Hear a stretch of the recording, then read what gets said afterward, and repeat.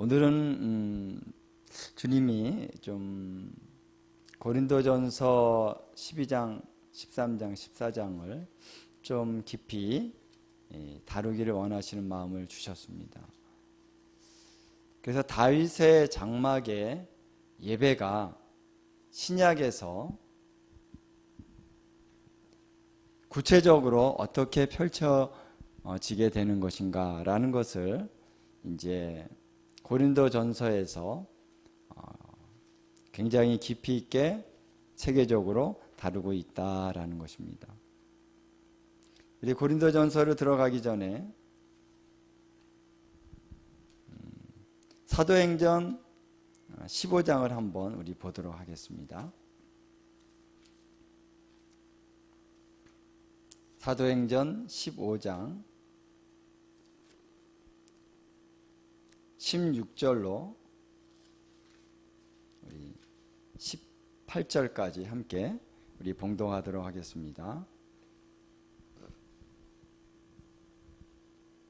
16절로 18절 함께 우리 한번 봉독하겠습니다. 이후에 내가 돌아와서 다윗의 무너진 장막을 다시 지으며 또 그 허물어진 것을 다시 지어 일으키리니 이는 그 남은 사람들과 내 이름으로 일컬음을 받는 모든 이방인들로 주를 찾게 하려 함이라 하셨으니 즉 예로부터 이것을 알게 하시는 주의 말씀이라 함과 같으니라. 아멘. 자, 여기 보면은 사도행전 15장에서 아모스서 9장 11절 12절을 인용하고 있습니다.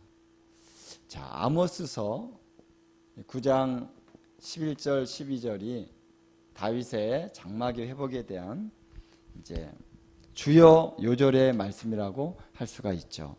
할렐루야. 그래서 911입니다. 911.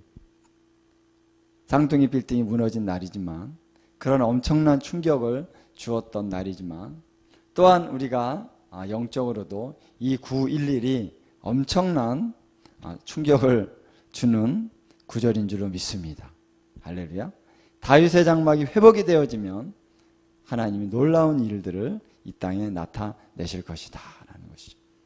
그래서 아모스서 9장 11절을 우리 그렇게도 우리가 얘기를 하는데요. 자, 이 구절의 말씀을 사도 야고보가 이것을 인용합니다. 그래서 이 말씀을 인용한 이유는 뭐냐면 이 아모스서 9장 11절은 사실은 이제 마지막 때 이루어질 말씀이죠. 마지막 때에 다윗의 장막이 다시 회복이 된다라는 것은 어제 우리가 함께 말씀을 나눈 것처럼 다윗의 보좌가 다윗의 장막 안에 세워진다는 것입니다. 거기서 메시아가 그 보좌에 앉아서 통치하고 다스릴 것을 얘기하는 것입니다. 다윗의 장막이라는 건 단순히 그냥 예배 회복만의 차원이 아니라 다윗의 보좌가 다시 회복이 된다. 할렐루야. 그 왕권이, 그 왕국이 다시 시작이 된다라는 것입니다. 엄청난 말씀인 거죠. 그래서 그것이 다시 회복이 되어지면 이제 남은 사람들과 또 주님의 이름으로 일컬음을 받는 이방인들을 주님이 다시 찾으신다는 거예요. 다시 돌이키실 것이다 라는 거예요. 자, 여기서 보면은 다윗의 장막이 회복이 되면 어떠한 일이 일어나냐면은 유대인들 중에 이스라엘 백성들 중에 남은 자들이 돌아온다라는 거예요. 남은 자들이 다시 회복이 된다. 할렐루야. 이스라엘의 회복이죠. 그 다음에 내 이름으로 일컬음을 받는 모든 이방인들, 이방인 가운데 수많은 사람들이 구원을 받게 되는 역사가 일어난다라는 거예요. 할렐루야. 다윗의 장막의 회복은 곧 이스라엘의 회복과 그리고 이방인들의 대추수, 수많은 영혼들의 대추수, 구원받는 것이죠. 열방이 구원을 받는 이러한 역사가 어떻게 회복이 되냐면은 다윗의 장막이 회복이 되면 된다라는 것입니다. 할렐루야. 그래서 이 다윗의 장막을 굉장히 중요하게 이제 여기서 선포하고 있는 것입니다. 그래서 이 말씀이 야고보 사도를 통해서 선포되어졌는데 이것은 다시 말하면은 이 초대 교회가 초대 예루살렘 교회 또 초대 이방인의 안디옥 교회라든가 이런 많은 이방인들이 돌아오고 있는 이런 모든 사실들을 볼 때 이것은 다윗의 무너진 장막이 회복된 것이다 라고 하는 그런 선포입니다. 물론 영적인 차원이죠. 아직은 완전한 다윗의 장막의 회복이 실제적인 그러한 이 땅에서 아직 회복된 것은 아니죠. 그 약속이 반드시 이루어질 것입니다. 그래서 예수님이 승천하시려고 할 때 제자들이 물었잖아요. 제자들이 이스라엘 왕국이 다시 회복됨이 이때니까 그랬더니 예수님이 그 때와 시기는 너희 알 바 아니요 성령이 이제는 임하여서 너희가 땅끝까지 이르러 증인이 되리라 그랬습니다. 그래서 땅끝까지 증인이 되는 이 시점 안에서 다윗의 장막의 회복은 아직까지는 영적인 차원인 것입니다. 교회적인 차원입니다. 아직까지는. 그러나 이제 이스라엘 땅에서 완전하게 회복되어지는 것은 메시아가 오신 다음에 회복되어지는 것이다.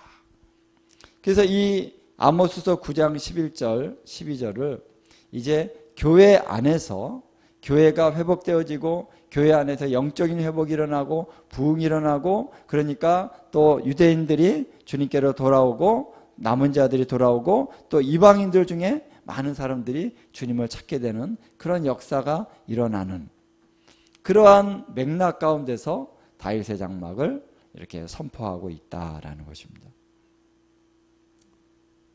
그래서 오늘 우리가 이 다윗의 장막의 예배가 우리 가운데 회복이 돼서 정말 하나님의 보좌의 능력이 오늘 우리 가운데 우리 공동체 우리 에클레시아 교회 가운데 회복이 될수록 교회 안에서 수많은 하나님의 백성들이 돌아오고 또 주님을 알지 못하는 저 많은 불신자들 가운데서도 수많은 영혼들이 돌아온다라는 것입니다.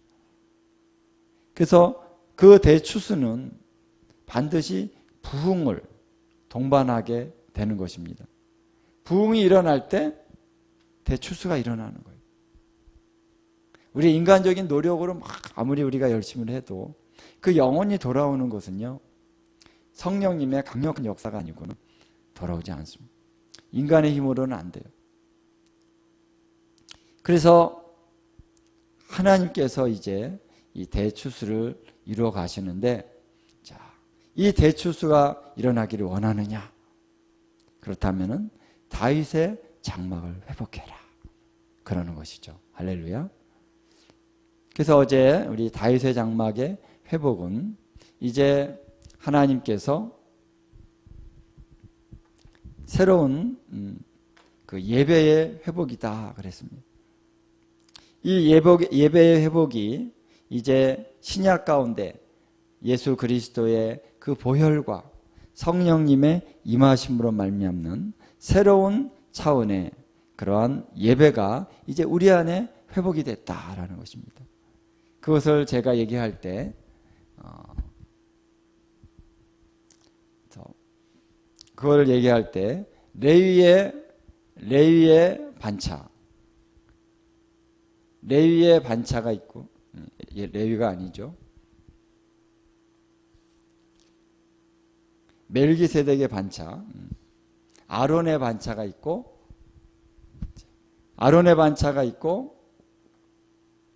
멜기세덱의 반차가 있다라고 했을 때 이 아론의 반차라고 하는 것이 탁시스라 그랬죠.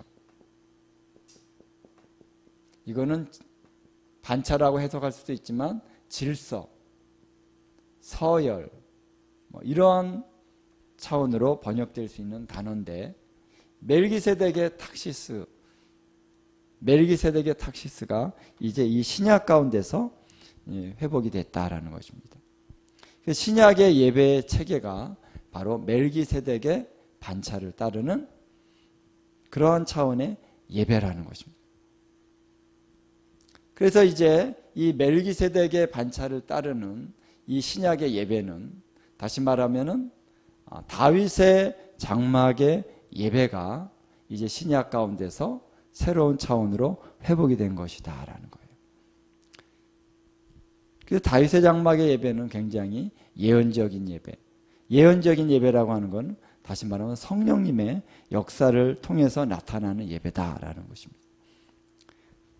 그래서 다윗의 장막의 예배와 지금 신약의 예배가 차이가 있다면 단 한 가지, 그들은 짐승의 피로 제물을 바쳤습니다. 그러나 지금은 우리 어린 양 예수 그리스도의 이미 흘리신 그러한 피로 말미암아 우리가 하늘에 바로 들어갈 수가 있는 거죠. 그 차원이 다르지. 거기서 악기를 연주하고 또 예언적인 노래를 하고 이런 차원은 이제 신약의 예배에서도 계승되어져서 가고 있다라는 것입니다. 자, 그래서 신약의 이 다윗의 장막의 예배가 신약에서 어떤 그런 체계를 가지고 어떠한 탁시스, 어떠한 질서를 가지고 예배가 진행되어져야 되겠느냐라고 하는 것을 말하고 있는 것이 바로 고린도전서이다라는 거예요. 이해되시죠? 이해되시죠? 그래서 고린도전서 말씀 보면은 먼저 구약으로 말하면은 이 제사를 어떻게 드리느냐라고 했을 때 그 어린 양이나 짐승의 피를 어떻게 잡아서 그 피를 제단에 제물로 드릴 것이냐라고 하는 것을 구약에서 아주 자세히 얘기했잖아요. 그래서 신약에서는 성찬을 얘기하는 것입니다. 성찬.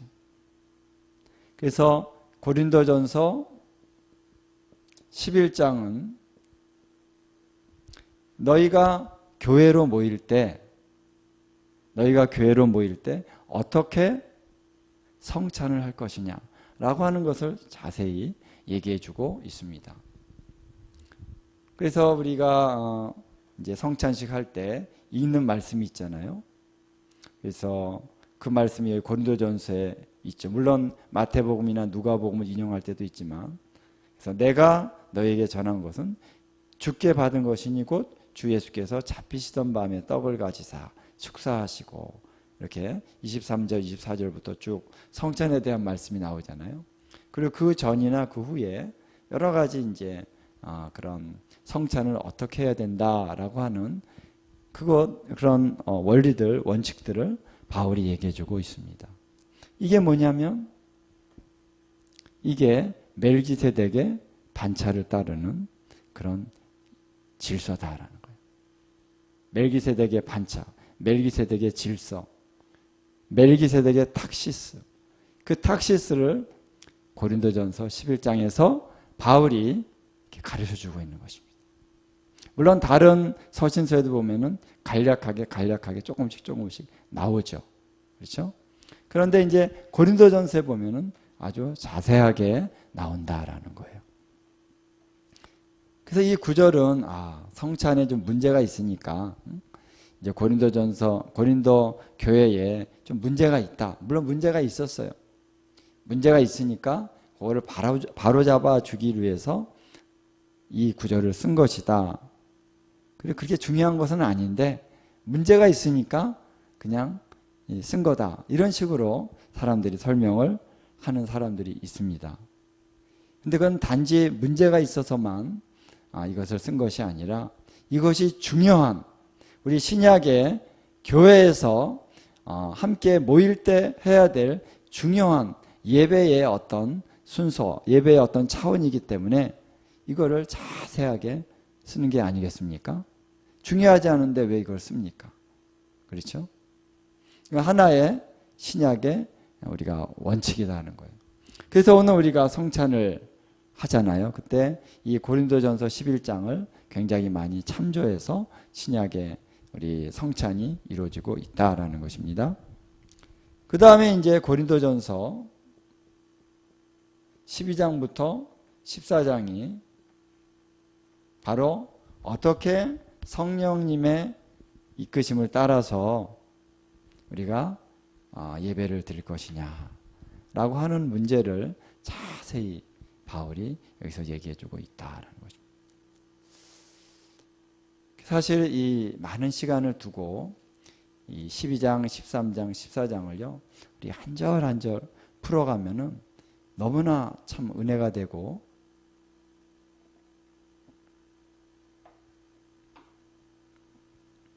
우리가 이것이 얼마나 중요한지 깨달을 수가 있게 되는데 오늘 한번 하는 데까지 간략하게 한번 좀 다뤄보고자 합니다.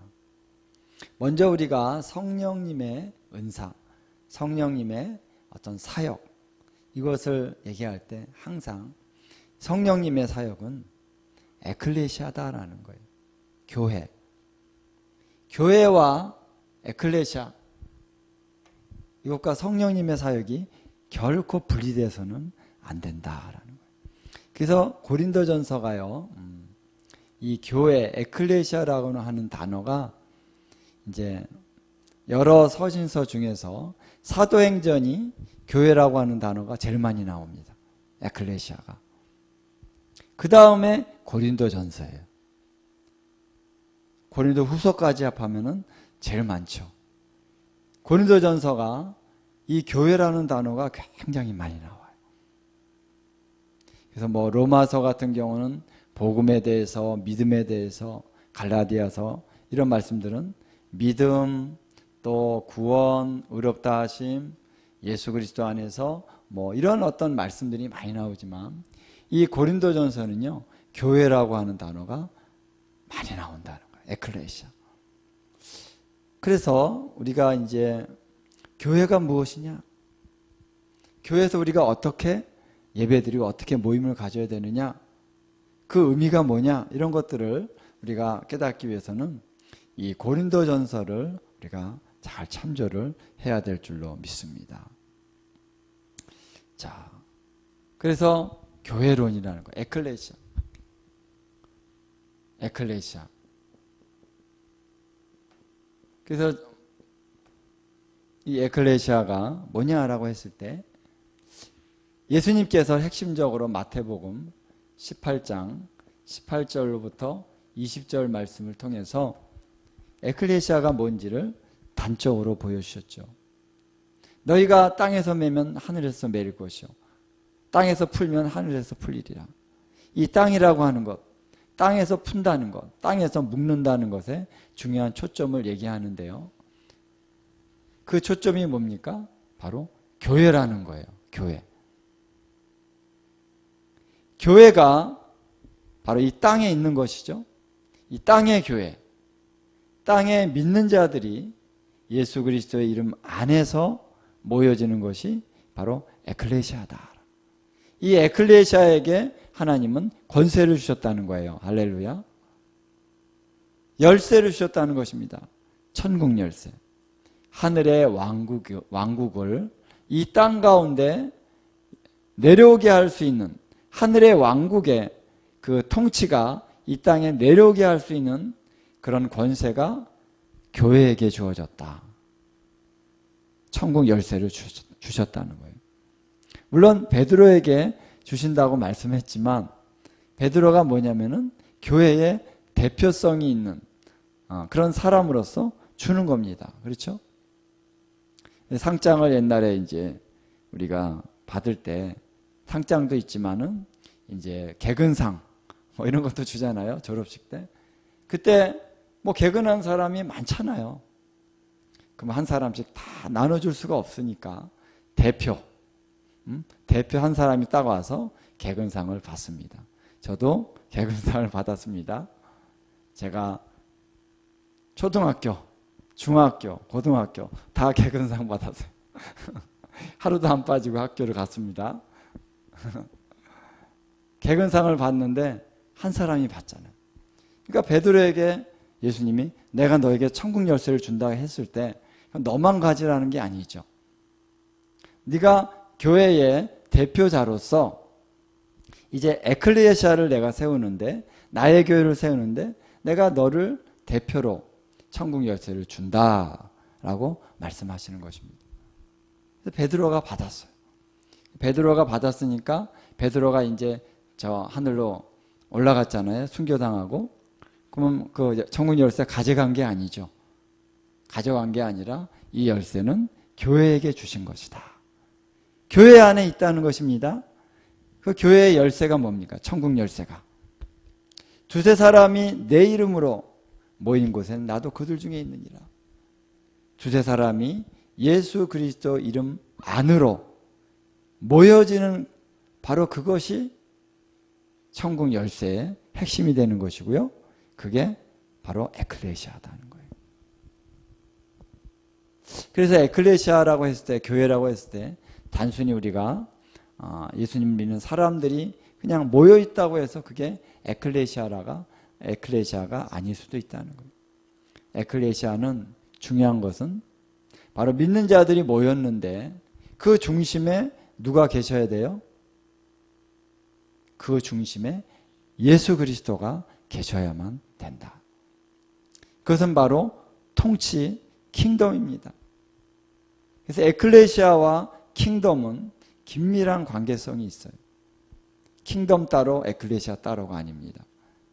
예수 그리스도가 왕으로서 우리 믿는 자들의 예배 가운데, 믿는 자들의 모임 가운데 그분이 그 정중앙에 오시는 것이 바로 에클레시아다.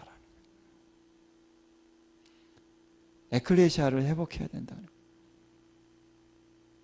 다윗의 장막이 왜 중요하고 왜 다윗의 장막이 이스라엘의 놀라운 번성함을 가져다 줄 수 있는 원동력이 됐느냐라는 거예요.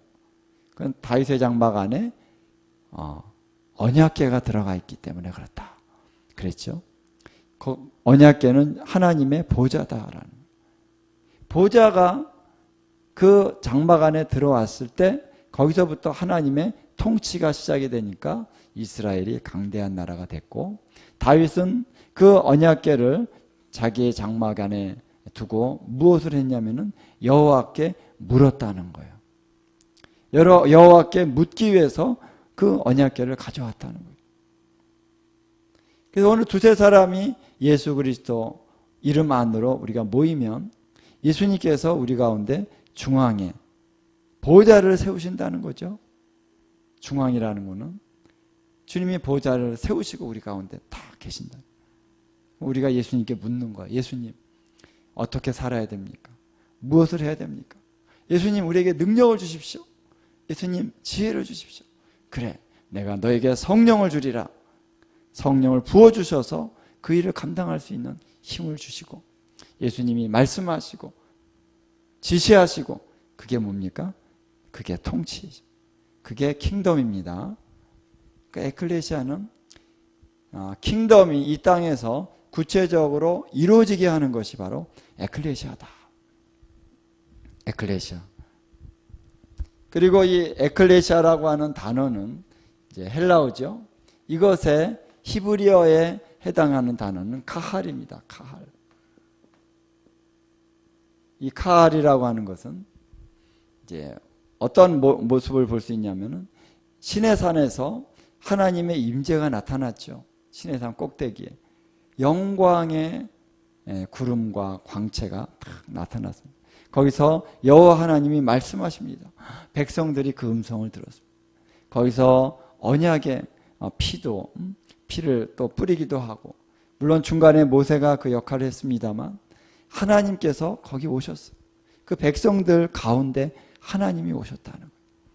그래서 하나님과 함께 그 자리에서 언약을 맺기도 하고 또 찬양을 하기도 하고, 그것이 카할입니다. 그것이 에클레시아. 신약으로 말하면 에클레시아죠. 그래서 사도행전에 보면은 광야 교회, 광야 안에 있었던 교회라고 하는 교회라는 단어를 써요. 에클레시아. 그 광야에 있던 교회가 뭡니까? 바로 광야에 있던 이스라엘 백성 가운데 구름 기둥 불 기둥 가운데 임재하시는 그 하나님이 이스라엘 백성들과 함께 계셨잖아요. 그게 뭐냐면 그게 에클레시아이면서 이게 히브리어는 칼인 거예요. 그리고 솔로몬이 성전을 세우고 이제 하나님 앞에 제사를 드리면서 하나님 앞에 막 기도할 때 하늘에서 불이 떨어졌죠. 영광이 나타났습니다. 백성들이 다 모였는데 와, 하나님이 임하시는 걸 보고 막 소리를 지르면서 할렐루야 막 그랬겠죠. 얼마나 놀라운 순간입니까? 주님의 영광의 임재가 그 제물 위에 팍 불이 떨어지고 영광의 구름이 이 성전을 막 덮어서 제사장들이 능히 서서 섬기지 못했더라. 그러니까 하나님이 영광 가운데 나타났잖아요. 그게 뭐다? 그게 칼이다라는 거예요. 그리고 헬라어로는 에클레시아. 할렐루야. 지금 우리가 그래서 에클레시아를 회복한다는 것은요, 교회의 본질을 회복한다는 거죠.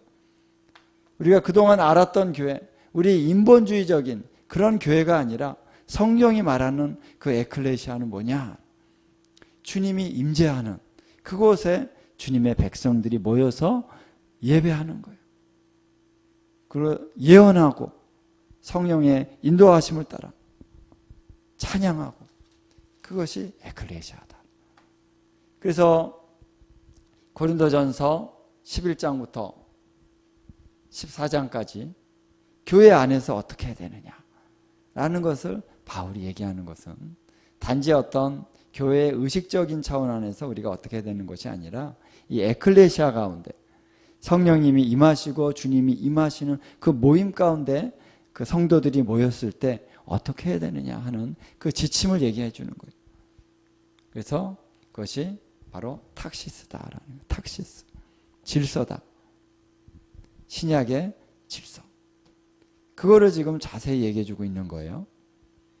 그러면서 이제 12장으로 한번 보면은 12장 1절에 보면은 형제들아 신령한 것을 너희가 알지 못하기를 내가 원하지 않는다. 신령한 것을 알기 원한다.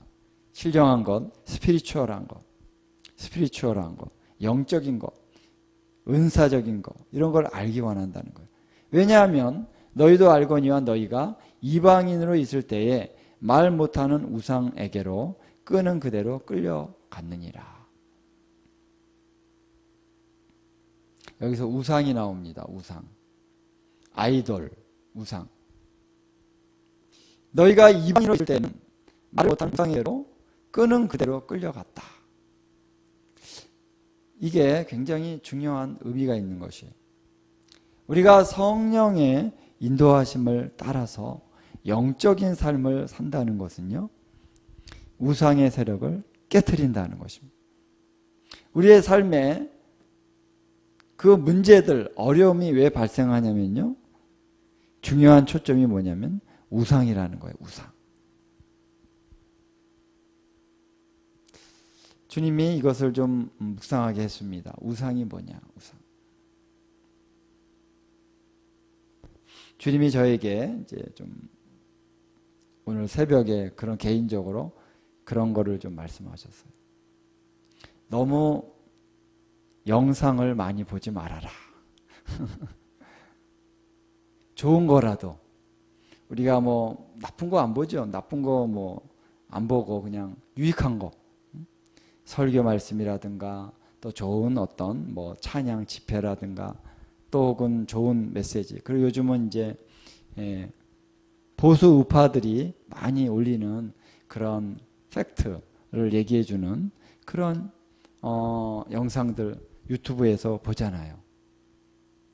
근데 주님이 좋은 거라도 많이 보지 말아라. 왜? 그 모든 영상이 다 진리는 아니라는 거예요. 진리가 가미된 요소가 있지만 아닌 것도 있다는 것이죠.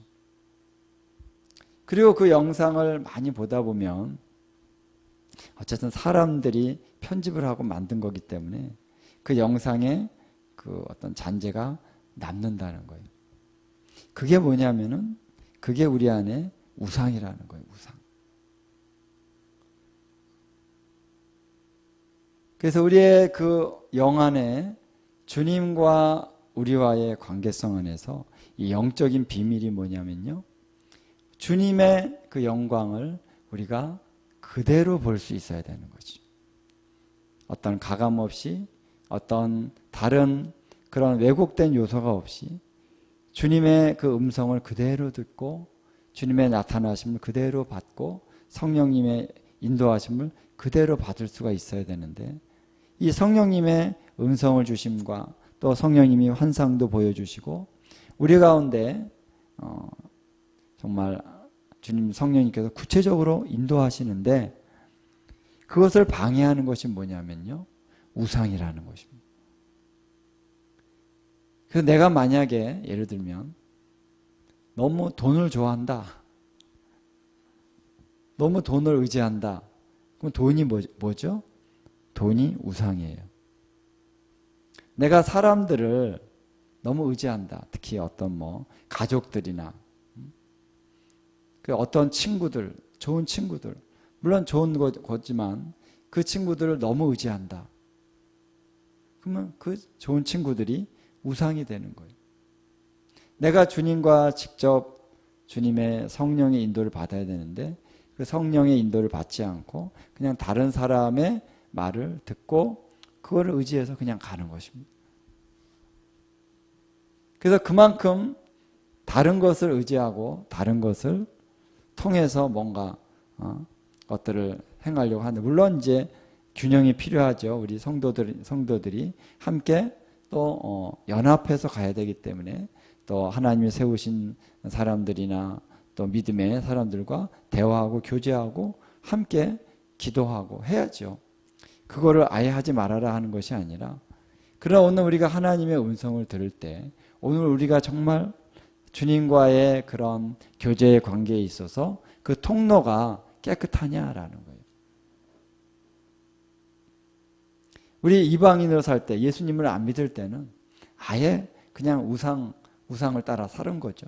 그냥 우상의 세력들이 우리 이끄는 대로 이게 좋아 보이는 어떤 걸 딱 보여주면 이게 좋은가 보다 그러고 막 이쪽으로 가고 세상으로 가고 저게 좋은가 보다 저런 이게 힘 있다고 이게 힘 있나 보다 이걸 잡으려고 그러고 우리가 그냥 지식이 없이 왔다 갔다 한 거죠. 코가 깨지고 또 무릎이 깨지고 막 넘어지고 자빠지고 그런지도 모르고 그냥 세상에 살아갔던 것입니다. 그래서 인생이 왜 이렇게 힘드냐 막 그러면서 근데 우리가 주님의 생명을 만났으면 다 어떻게 해요? 다 없애버려요. 이스라엘이 가나안 땅에 들어갔는데 우상을 다 없애버려라 그랬습니다. 나 외에 다른 신을 두지 말라. 우상을 다 없애버려라. 그런데 그들이 어떻게 해요? 순종을 100% 안 했어요. 조금씩 남겨둔 거예요. 왜? 이거 내가 하나님도 믿지만 돈도 좀 필요하잖아. 내가 하나님을 믿고 또 성령님의 인도를 따라가려고 하지만 그래도 사람들이 좀 있어야지. 너무 혼자 외로우면 안 되잖아. 이렇게 우리가 뭔가 의지하는 것들이 조금씩 있다는 거예요. 아직 우상을 조금씩 남겨둔 거예요. 그런데 남겨둔 우상이 뭐가 된다 그랬습니까? 올무가 된다 그랬어요. 그래서 성령의 인도를 받고자 할 때 우리 안에 우상을 다 제거하는 것이 너무 중요합니다. 그래서 주님이 우상을 다 제거해라. 물론 내가 어느 신상에 우상 숭배하지는 않습니다. 근데 내가 지내다 보면 뭔가 집착하는 게 생기는 거예요. 우리 현대인들 중에 너무나 맛있는 음식을 먹는 거에 사람들이 얼마나 집착하는지 모릅니다. 우리 문화가 그렇게 됐어요. 옛날에는 삼시세끼만 잘 먹으면 이게 그냥 훌륭한 거죠. 삼시세끼만 잘 먹으면 돼.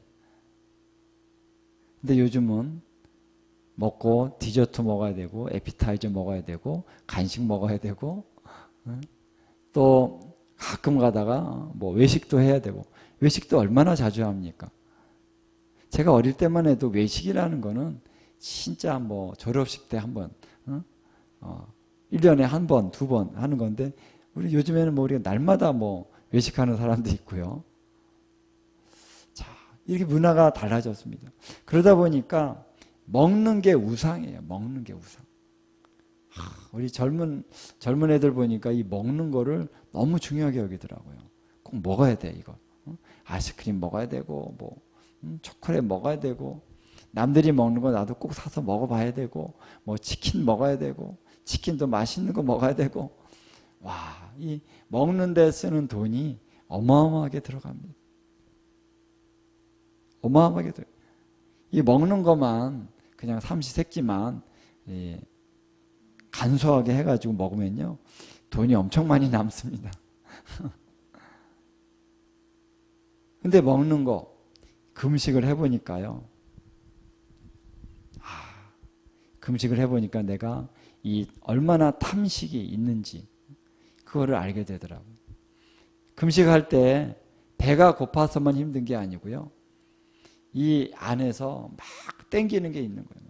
아이스크림 땡기고 또 뭐 맛있는 그런 음식도 막 땡기고 뭐 짜장면 좋아하는 사람 짜장면 먹고 싶고 막 이게 다 우상입니다. 우상. 금식하면서 우상들이 다 깨져나가는 거예요. 그래. 그래서 먹는 것만이 아니라 금식할 때 우리 안에 아무래도 몸이 이렇게 힘이 드니까 의욕적으로 못 하잖아요. 그래서 금식을 하게 되면은 주님께서 점차 우리 안에 있는 이 욕심들을 빼내 주십니다. 탐심을 빼냅니다. 그래서 주님만 의지할 수밖에 없는 그런 환경을 만드는 것이 금식이죠. 그래서 우리 안에 이 우상이 얼마나 많이 자리 잡고 있는지 모릅니다. 주님 이걸 다 빼내라. 내가 우상을 깨트리고 제거한 만큼 주님과의 교제가 원활하게 이루어지는 것입니다. 원활하게. 그래서 여기 왜 성령의 그런 은사, 신령한 것을 얘기하면서 왜 우상에 대한 얘기가 나오느냐라는. 이방인이 있을 때 너희가 죄 가운데 살았다 이렇게 표현할 수도 있고, 너희가 이방인들 가운데 살 때 죽음의 압제 가운데 살았다 뭐 이런 식으로 표현할 수도 있잖아요. 근데 왜 우상이 끄는 그대로 끌려갔다 이렇게 말을 합니까? 성령을 주시면 이제 우상의 세력들을 하나님이 끊어버리게 하시는 그런 역사다라는 것입니다. 그래서 성령의 역사와 우상 숭배가 바로 반대적인 그런 의미가 있다는 것이죠.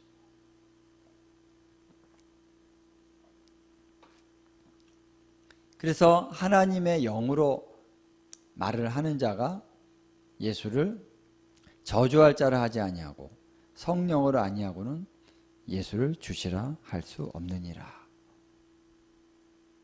우리가 처음 예수님을 주님이라고 고백할 수 있었던 것도요, 성령님의 역사하십니다. 뿐만 아니라 오늘 우리가 날마다의 삶 속에 예수님을 주라고 고백할 수 있는, 예수님이 저주할 자가 아니요, 예수님은 축복을 주시는 자요, 그리고 예수님은 주님이시다 라고 하는 것을 고백할 수 있는 힘은 성령님을 통해서 오는 것입니다. 자, 우리가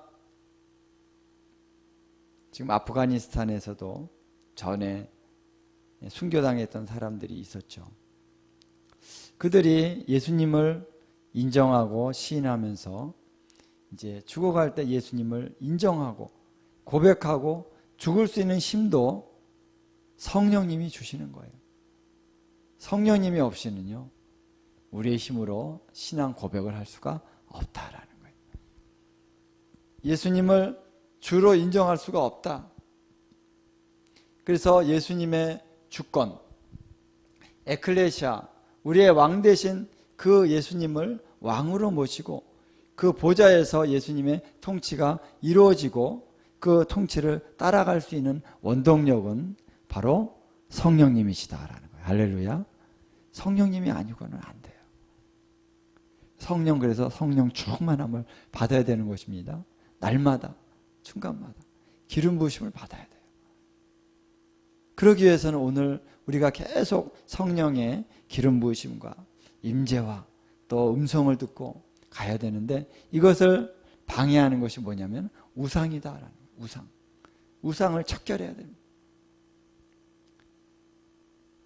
우상이 제거되어야 하나님의 거룩한 성전이 회복이 됩니다. 우상이 깨트려져야 다윗의 장막에 예배가 활성화될 수 있는 거예요. 그리고 역으로 성령을 통해서 우상의 세력들을 깨트릴 수가 있다. 그래서 우리가 정말, 내가 정말 주님을 예배하느냐, 100% 온전히 주님만을 예배하고 주님만을 사랑하고 주님만을 찬양하고 주님의 이름만 높일 수 있느냐. 우리가 그것이 100% 되지 않는 이유는, 그것이 자꾸 어려워지는 이유는 우상을 붙잡고 있는 것이 있다는 것입니다. 너의 소망이 돈이냐라는 거예요. 너의 소망이 사람들이냐, 사람들에게 인정받는 것이냐, 너의 소망이 뭐냐, 네가 능력이 있는 것이 너의 소망이냐. 나는 뭐도 잘하고 자기 멋에 사는 사람이 있죠. 그것도 아니다는 것입니다. 우리의 소망은 오직 하나님이시다. 하나님만 바라보고 하나님만 찬양하고 하나님만 100% 되려면 우리 안에 이 우상을 제거하는 그런 과정이 필요합니다. 우리의 성화에 있어서 중요한 초점은 바로 우상을 제거하는 것입니다. 내가 무엇을 의지하느냐. 이 우상은 세 가지 차원으로 볼 수 있어요. 우리가 이제 믿음과 소망과 사랑, 이 세 가지는 항상 있을 것인데 그러잖아요. 이 믿음이라는 것은 무엇을 의지하느냐, 무엇을 믿느냐라는, 우리가 100% 하나님만 믿고 하나님 말씀만 믿어야 되는데 하나님 말씀 외에 내가 다른 것을 의지하는 것이 있다. 그러면 그게 우상이라는 거예요. 그걸 내가 의지하고 있느냐 아니냐 어떻게 알 수 있느냐. 그게 없어 보면 아는 거예요. 그래서 돈을 의지하는 사람은 주머니에 돈이 많이 있으면, 요즘 뭐 주머니에 돈이 있진 않죠. 요즘에는 이제 통장에 돈이 뭐 0000 많이 붙어 있어요. 그러면은 뭔가 막 기분이 좋아. 막 어깨가 막 올라가고. 근데 통장에 공이 줄어들면 어떻게 됩니까? 힘이 없어. 어떡하지? 염려 근심으로 가득 채워집니다. 그러면 그 사람은 기도도 잘 안 돼요. 그러면은 돈이 우상이라는 거죠. 돈을 믿고 있는 것입니다. 소망, 무엇을 바라보느냐. 내 소원이 무엇이며 내가 앞으로 바라보고 있는, 그 따라가려고 하는 그런 비전이 뭐냐. 거기 하나님이시냐 아니면은 다른 것이냐. 무엇을 바라보느냐. 그것이 바로 우상입니다. 사랑, 내가 무엇을 사랑하느냐. 나의 가치관이 뭐냐. 뭘 사랑, 정말 하나님만 사랑합니까? 내가 다른 것을 사랑하면서, 물론 하나님의 사랑 안에서, 예수님의 사랑 안에서 우리가 서로 사랑해야 되죠. 그것이 아니라 하나님보다도 더 사랑하는, 뭔가 집착하는 그것이 있다는 거예요. 그러면 그것이 우상입니다. 이것을 깨트려야 된다라는 것입니다. 그래야만 예수 그리스도께서 진정으로 우리의 왕이 되실 수 있는 거예요. 예수님이 왕이 되실 수 있기 위해서 바로 성령님이 우리 안에 역사해야 된다라는 것입니다. 그래서 이러한 말씀을 시작해서 이제 고린도전서 말씀이 쭉 이제 진행이 됩니다. 이걸 다 할 수는 없고요. 이렇게 해서 12장이 이렇게 시작이 되는데, 이제 14장에 가서는, 14장은 다시 말하면은 12장 맨 마지막 절에 보면 이런 말씀이 있어요. 너희는 더욱 큰 은사를 사모하라. 내가 또한 가장 좋은 길을 너희에게 보이리라. 가장 좋은 길이 뭐냐? 가장 좋은 길을 내가 보이리라 그러면서 이제 사랑을 쭉 얘기합니다. 사랑의 찬가라고 그러죠. 그러니까 다시 말하면은 가장 좋은 걸 보이리라. 그러고 나서 이제 바울이 이런 것과 같은 거예요. 사랑에 대한 찬가의 노래를 부르는 거예요.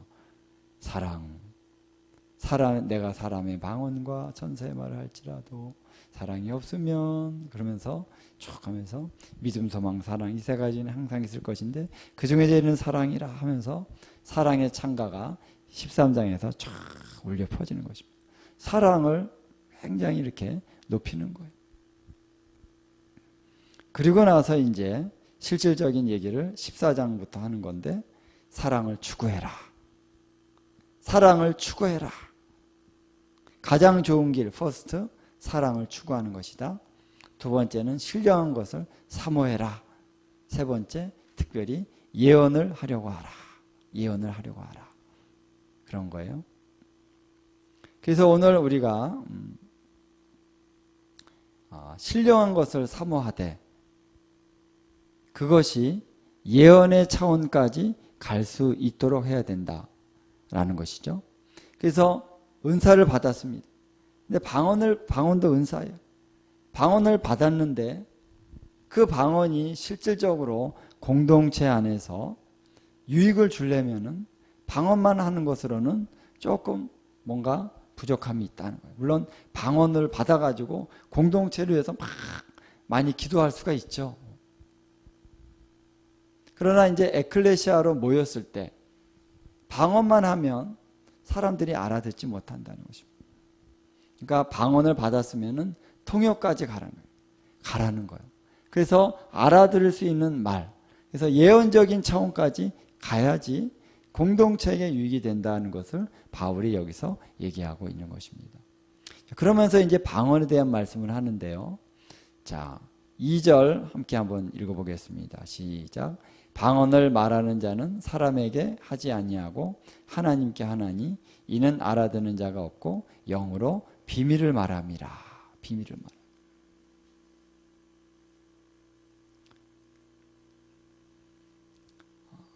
많은 사람들이 그런 생각을 하시는 분들이 있었던 것 같아요. 방언은 이제 꼴찌 은사다. 이렇게. 고린도전서에서 방언을 말하는 자는 통역을 해라. 이렇게 이게 얘기하는 걸 보면서 방언은 그러면 꼴찌 은사네. 이렇게 이제 좀 비하하는 경향이 있을 수 있는데 비하해서는 안 됩니다. 이거는 어떤 그런 기능적인 면에서의 그런 얘기지 방언이 중요하지 않다라고 하는 말씀은 결코 아니다는 것이죠. 많은 분들이 이제 특히 선지자들이나 특별히 하나님께서 예언적으로 보여준 것을 말하는 분들이 그런 얘기를 합니다. 방언이 너무나도 중요하다. 하나님이 방언을 통해서 엄청난 것들을 우리에게 부어주신다는 거예요. 그 통로라는 거예요. 방언이 없으면 통역이라는 것도 의미가 없는 거잖아요. 그 방언은 뭐냐? 방언은 우리가 어떻게 이해할 수 있냐면요. 하나님은 영이시기 때문에 성령을 통해서 오늘 우리에게 하늘의 신령한 것들을 전달해 주십니다. 그렇죠? 그래서 성령님께서 신령한 것을 전달해 주실 때 우리의 영과 성령님이 연합이 되어 계시죠. 그래서 하늘의 신령한 것들은 반드시 영으로 오게 돼 있어요. 영으로. 근데 영으로 오는데 우리의 혼적인 그런 많은 생각이나 이런 것들이 부패하고 타락했기 때문에 이것이 이제 나타나야 되는데 이 혼이 통로 역할을 못 해줄 때는 하나님의 부으신 그 영적인 것이 나타날 수가 없다는 것이죠. 그래서 이제 몸으로 또 이 두뇌와 언어로 이게 표현이 돼야 되는데 이 혼이 너무 타락하고 부패했기 때문에 그냥 이렇게 막 충분하게 열어주지 못한다는 거예요. 그래서 이 혼을 넘어서서 바이패스해서 이 영적인 것이 흘러나오는 것이 바로 방언이다라는 거예요. 이 방언은 하나님께 비밀을 말함이라 그랬죠. 영으로 비밀을 말합니다. 그러니까 우리의 영이 하나님과 성령 안에서 교통하는 것입니다. 이때 엄청난 것들을 말한다라는 것이죠. 그래서 이 6절의 말씀을 한번 보면은 6절을 읽겠습니다. 6절 시작. 그런즉 형제들아 내가 너희에게 나아가서 방언으로 말하고 계시나 지식이나 예언이나 가르치는 것으로 말하지 아니하면 너희에게 무엇이 유익하리요. 이 말씀이 어떤 문맥, 이 문맥에서 어떤 의미를 지니고 있냐면요. 자, 방언을 말하는데 이 방언 안에 계시가 있다는 거예요. 할렐루야. 지식, 초자연적인 지식이 있다는 거예요. 거기에 예언이 있다는 것입니다. 거기에 가르치는 그런 말씀이 있다는 거예요. 근데 방언을 하고 통역을 안 해서 이 방언 안에 있는 엄청난 내용들을 말로 전하지 않는다면 무엇이 유익하냐라는 거예요. 이해되시죠? 다른 사람들에게 방언을 다다다다다 한 시간 떠들었는데 떠든 거죠. 방언만 하면은. 왜? 나에게는 무슨 의미인지 모르니까. 근데 이 방언 안에 뭐가 있느냐? 계시가 있고 지식이 있고 예언이 있고 가르치는 말씀이 있다는 거예요. 저는 요즘은 그렇게 잘 아는데 한때 설교를 준비할 때 방언을 요즘도 그렇죠. 방언을 많이 하는데 라라라다다다 하고 1시간 2시간 방언으로만 계속 기도를 합니다. 그러면 기도하다 보면은 떠오르는 게 있어요. 떠오르는 게. 그러면 어떤 단어, 어떤 감동, 어떨 때는 성경 구절 이것을 인용해라. 그리고 어떨 때는 옛날에 누구 설교할 때 들었던 그런 예화가 딱 떠오릅니다. 그러니까 성령님께서 어떤 설교를 하는데 어떻게 말씀을 전해야 될지를 성령님이 이 방언 가운데 탁 조명해 주시는 거예요. 할렐루야. 예, 얼마나 좋은지 몰라요. 그래서 그것을 방언을 하면서 이렇게 감동으로 온 내용은 그냥 내가 이렇게 지식으로 적은 게 아니거든요. 그래서 그걸 가지고 설교를 하면은 굉장히 설교에 파워가 있습니다. 그래서 이 방언 안에 예언이 있다는 거예요. 예언. 지식이 있다는 거예요. 초자연 지식, 초자연적인 지식. 내가 몰랐던 것을 방언 가운데 하나님이 알려주십니다. 그래서 뭔가 잊어버릴 때 집안에서 뭔가 잊어버리면요.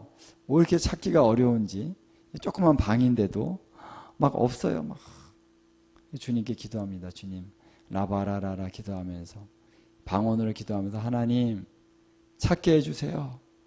찾게 해주세요. 라라라라라 봐봐. 분명히 여기 이 자리에 있었는데 지금 빨리 사용을 했는데 안 보여. 라바라라라라. 그래가지고 기도하면요. 주님이 어느 방향을 이렇게 지시하시는 것이 느껴집니다. 이쪽이다. 그래요? 아무것도 없는데요? 가가지고 이렇게 해가지고 이렇게 들춰보면 거기에 있는 거예요. 거기에 있을 줄 어떻게 알았어요? 들춰보면 있다는 거예요. 와. 그래서 잃어버린 것도 주님이 찾게 해주시는데 방언으로 기도하면요. 성령님이 가르쳐 주십니다. 할렐루야. 이런 것들이 방언 안에 이 초자연적인 지식이 있다는 거죠. 이런 것들이 방언 안에 담겨 있으면 그것이 이제 우리 안에 통역이 될 수 있도록 깨달아져야 된다는 거죠. 깨달음. 그래서 깨달아진다라고 하는 것이 뭐냐면 이제 누스라고 하는 단어를 씁니다. 누스. 헬라어로 누스인데 이제 마음이라고 우리가 많이 번역을 하는데 여기 보면은 15절에 그러면 어떻게 할까? 15절에 그러면 어떻게 하느냐? 어떻게 해야 방언을 통역할 수 있느냐라는 거예요. 영으로 기도하고 마음으로 기도해라. 이 마음이라는 게 뭐냐면은 이 heart라고 하는 우리의 마음 그것이 아니라 여기서는 영어로 말한다면 마인드에 해당하는 헬라어로 누스입니다. 누스. 깨달은 마음. 그래서 깨달아진 것으로 기도해라는 거예요. 할렐루야. 영으로 기도하면 라바라라라 방언으로 기도하는 거죠. 라바라라라 기도하면 내 생각 가운데 깨달아지는 부분이 있다는 거예요. 아, 이런 내용인 것 같다. 그거를 또 말로 기도를 해주라는 거고요. 영으로 찬송하고 로바라라라라라라라 영으로 찬양하다 보면은 이게 하나님을 높여드립니다. 이런 어떤 깨달음이 오지요. 그거를 또 우리의 언어로 하나님 앞에 찬양을 드리라는 거예요. 그래서 영으로만이 아니라 영으로 기도하고 깨달은 거 가지고 또 기도하고 영으로 찬양하고 깨달은 거 가지고 찬양하고 이것을 계속 하라는 것입니다. 저는 이대로 여러분들이 기도를 한다면은 엄청난 하나님의 그런 영적인 부으심이 나타날 것입니다. 방언만이 아니라 저는 옛날에는 방언만 1시간, 2시간 했어요. 근데 지금은 방언으로 기도하다가 어떤 생각나는 거 있으면 한국말로 합니다. 영어로 할 때도 있고요, 가끔. Thank you, Jesus 이런 거는 영어로 하지만 이제 구체적인 건 못하죠, 영어가 실력이 딸려서. 근데 한국말로 주로 이제 영어로 기도하고 한국말로 기도합니다. 그리고 다른 사람을 위해서 기도할 때도요, 가끔 방언을 해요. 라라다다라라라. 그리고 방언하면서 하나님 지금 이 사람을 위해서 무엇을 위해 기도해야 되겠습니까? 하고 이제 기도하는 거죠. 그럼 방언을 라라라라 할 때 내가 하는 그 방언을 가만히 듣다 보면요, 뭔가 떠오릅니다. 아, 이걸 왜 기도해야 되겠다 하고 이제 통역이 되는 거죠. 그래서 이렇게 우리가 방언으로 기도하면 반드시 떠오르는 것이 있다는 거예요. 19절의 말씀 보면은 그러나 교회에서 내가 남을 가르치기 위하여 깨달은 마음으로 5마디 말을 하는 것이 1만 마디 방언으로 말하는 것보다 나으니. 자, 1만 마디 방언하려면 시간이 얼마나 걸릴까요? 1만 마디 하려면 하루 종일 해야 될까요? 하여튼 5마디 말을 하는 것이 1만 마디 하루 종일 방언으로 말하는 것보다 더 낫다. 이때 여기 깨달은 마음이다라고 이제 이렇게 번역을 했잖아요. 이것이 바로 이제 누스라는 거예요. 누스. 자, 남을 가르칠 때에 누스, 깨달은 마음, 영으로 막 기도하고 또 혹은 뭐 방언으로 기도하는 것만이 아니라 우리가 예배할 때 하나님의 성령의 감동이 오죠. 감동이 오면 그게 바로 누스라는 거예요. 깨달은 마음이라는 것입니다. 그래서 성령 안에서 영적인 것이 깨달아진 것을 5마디를 그 사람에게 해주는 것이 그 사람 앞에 1만 마디 방언을 아다다다 떠드는 것보다 더 낫다는 거죠. 교회에서 개인적으로 기도할 때 하는 얘기가 아니고요. 이제 교회에서 라는 전제가 있는 거예요. 그래서 에클레시아로 우리가 함께 모였을 때는 1만 마디 방언으로 하는 것은 유익이 없다는 거예요. 그러니까 5마디라도 깨달은 마음으로 해라. 어떻게 보면 뭐 당연한 얘기죠.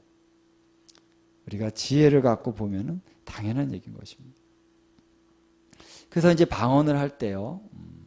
제가 이제 이걸 대인 방언 하는 거에 대해서 얘기하는 건 아니고, 앞으로 우리가 대인 방언에 그런 은사를 받은 사람들이 또 있어요.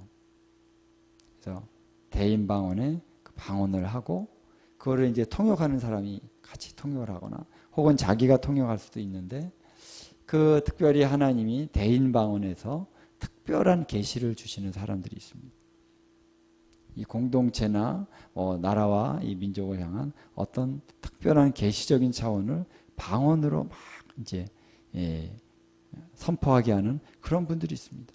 그 방언은 우리가 통역을 해야죠. 그러면 그것이 예언과 같은 것이다라는 것입니다. 그러나 이제 제가 이제 개인적인 차원 안에서도 우리가 훈련하는 데 있어서 방언을 할 때, 저도 처음에는 방언하는 것 자체가 좋으니까 라바라라다다 하면은 마음에 막 감동이 오고 좋으니까 그냥 1시간, 2시간은 방언만 라바라라다다다다 하면 막 이렇게 막 영적으로 열리기도 하고 풀리기도 하고 막 좋아요. 근데 이제 1시간, 2시간 하면은 좀 피곤해지죠. 피곤해지고 뭔가 답답해집니다. 뭔가 답답해요. 방언만 하면. 그럼 왜 그럴까? 처음에는 좋았는데 이게 1시간, 2시간 가면은 뭔가 좀 막힘이 느껴진단 말이죠. 이게 뭘까 했을 때, 이 방언이라고 하는 것이 이 영에 충만한 거잖아요. 영이 하나님께 비밀을 말하니까 영이 충만해지는데 반해 이 혼이 힘든 거예요. 혼이. 왜? 알아듣지는 못하니까. 우리도 여러분 알아듣지 못하는 말을 1시간 듣고 있다고 한번 생각해 보세요. 그러면 힘들어지잖아요. 그래서 하나님께서는 이 방언을 말할 때에 하나님 주신 계시가 이 혼으로 흘러가서 우리의 입으로 선포되기를 원하시는 것입니다. 할렐루야. 그러면 이것이 활성화가 되는 거예요. 공동체에게 이것이 선포되면 유익이 되는 거예요. 또 내가 이것을 알아들으면 나에게 열매가 되는 거죠. 열매. 그래서 영은 열매가 있지만 이 누스, 마음에 열매가 없으면 답답하다는 거예요. 깨닫지 못하면 답답해지는 거예요. 그러니까 어떻게 해라? 영으로 기도하고 마음으로 기도하고 이걸 계속 반복해서 스피리추얼하게 영으로 기도하고 누스로 그걸 또 받아서 기도하고 계속 하는데, 그러기 위해서는 방언을 그냥 라바라라라 선포만 하는 게 아니라 내가 방언을 하면서 내 방언에 대해서 이렇게 이 안테나를 맞추는 것입니다. 어떤 전파가 나한테 오려면은 안테나를 세워야 돼요. 그것처럼 라바라라라라 하면서 생각은 딴 데가 있고 라바라라라라 딴 거 생각하고 이렇게 되면은 그럴 때도 있죠. 그래도 그렇게 나쁜 건 아니에요. 왜냐면은 라라라라라라 하면 영으로 기도한 것이 이제 쌓여 있거든요. 쌓여 있으니까 나중에 이렇게 초점을 맞추면 되니까. 그래서 방언으로 기도를 한 다음에 혹은 방언을 하고 있는 중에 초점을 맞추는 것입니다. 성령님을 통역하게 해주세요. 이게 무슨 뜻입니까? 하면서 라바라라라라라라 하면서 거러러러러러 초점을 맞춥니다. 초점을 어떻게 맞춥니까? 그거 다 해줄 수는 없는데 어떻게 하면 맞추세요. 맞춰야 됩니다. 비밀을 알아야 됩니다. 영과 혼이 맞춰져야 됩니다. 영의 통로와 혼의 통로가 한 줄기로 딱 집중하는 거죠. 근데 너무 막 긴장하지는 말고 좀 릴렉스 하면서도 약간 이제 초점을 맞추는 거예요. 라라라라라라 하면서 그 소리를 들으면서 단지 소리만이 아니라 내 마음을, 내 생각을, 또 내 영을 거기다가 딱 맞추면은 라바라라라 하면 내 안에서 떠오르는 어떤 것이 있다는 것이죠. 그거를 말해주기 시작하면은 잘 이해가 안 돼도 말해주기 시작하면은 이제 그것이 계속 흘러나옵니다. 계속 샘물처럼 흘러나오게 된다라는 거예요. 다른 사람의 방언을 통역하는 것도 어떻게 합니까? 그걸 듣고 라라라라라라 할 때 내가 듣고 거기에 내가 초점을 맞춰서 뭔가 탁 연결이 되는 것이 있기 시작하면 그때부터 말을 하는 것입니다. 그러면은 이게 교감이 오고 가게 되는 것이죠. 그래서 방언을 말하는 사람이 내가 통역하는 그 통역을 들으면서 또 감동이 됩니다. 왜? 너무나도 맞는 말이니까. 그러니까 이게 막 교감이 왔다 갔다 하면서 점점 영적으로 충만해지는 거죠. 할렐루야. 그래서 방언으로 기도를 많이 하되 통역하기를 힘써라. 통역을 하려고 해라. 라는 거죠. 그리고 예언도 마찬가지입니다. 자꾸 하나님 음성을 듣고 그거를 예언을 선포하기 시작하는 훈련을 해라. 이것이 되기 위해서는 또 우상을 제거해야 되는 것이죠. 그래서 영적인 활동을 하게 되면은 내가 이 영의 통로가 막혀지면은 안 되잖아요. 그러니까 성결한 삶을 살아갈 수 있게 되는 그런 원천이 된다는 거예요. 왜? 오늘은 하나님 음성 들으려고 그러는데 들리지도 않고 막 그러면은 뭔가 답답하잖아요. 그럼 어떻게 됩니까? 하나님 앞에 나가야 돼요. 내가 죄를 짓고 뭔가 세상을 의지하고 뭔가 탐욕으로 붙잡혀져 있으면은 그거 회개하고 보혈로 씻고 그거를 깨트리고 하지 않으면은 영의 음성이 안 들리잖아요. 그러니까 정결하게 살 수밖에 없습니다. 성령님을 모시고 성령의 인도를 받고 살려면요 깨끗하게 살지 않을 수가 없게 된다. 그러면서도 이제 자꾸 예언을 하려고 해라. 제가 아는 어떤 목사님은 예언에 대한 어떤 책을 이제 딱 받았어요. 비레몬 박사님 아시죠? 비레몬 박사님의 그 책을 딱 받은 다음에 그거를 이제 막 읽으면서 그 다음부터는 이제 어딜 가나 예언을 하는 거예요. 하늘 보고 예언하고 나무를 보고 예언하고 주님 이 나무에게 지금 내가 무엇라고 선포할까요? 그래서 귀를 기울이면서 영의 귀를 기울이면서 감동이 오는 걸 선포하고 그래서 예언적인 것을 자꾸 하면 할수록 우리의 영의 통로가 더 활짝 열려집니다. 할렐루야. 그래서 자꾸 하려고 해야 돼요. 할렐루야. 자꾸 하려고 합시다. 오늘 그래서 우리가 이제 방언의 활성화, 통역의 활성화, 예언의 활성화 바로 이것이 고린도전서 14장에서 얘기해주고 있는 것이에요. 물론 또 경배의 활성화, 경배, 영의 찬양이죠. 영의 찬양, 마음으로 예언적인 경배의 활성화 이런 것들을 우리가 훈련해 나갈 필요가 있다라는 것입니다. 할렐루야. 잠깐 우리 기도합니다.